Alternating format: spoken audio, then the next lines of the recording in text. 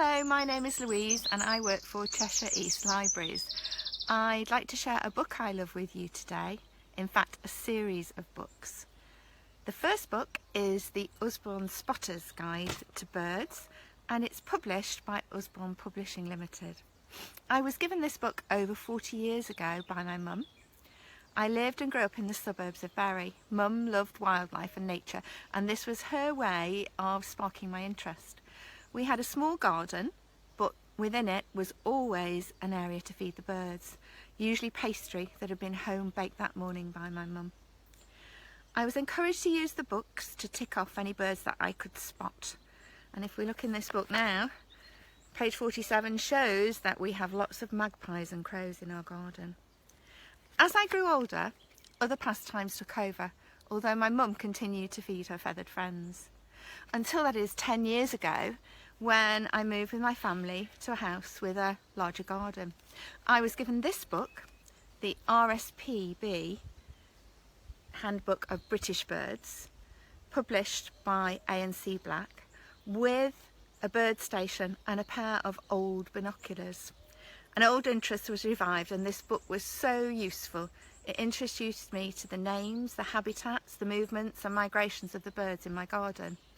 In fact, I discovered goldfinches, chaffinches, blue tits, and one day in particular, really excited to see some woodpeckers.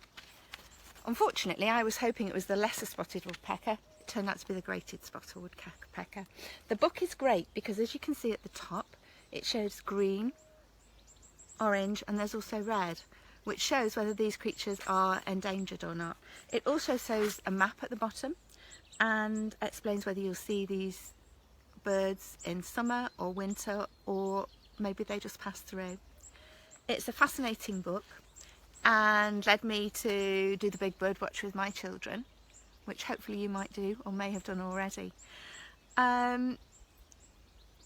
This then highlighted also the importance of conservation and the small but important part that I could play. This led again then to the RSPB Handbook of Garden Wildlife, which is published by Bloomsbury Publishing plc. The book includes birds but also other wildlife, including plants, mammals, reptiles, insects, and how to encourage them into your garden.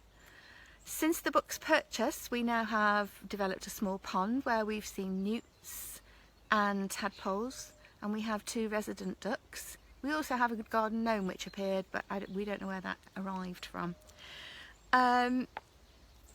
We also have a small log pile in the garden for insects. We have planted rosemary, sage, lavender to encourage the butterflies and bees. We now have bees nesting in the walls of our house, which is quite exciting. And this book is brilliant for the beginner who wants to know where to start. It has a DIY section at the back, which includes all the different things you can do. Nest box for birds, garden ponds, etc. Insect homes, bat boxes, which we don't have at the moment. I think it's important in these times that we look to nature, and I'm sure you have been doing that in your spare time, and see what we can do.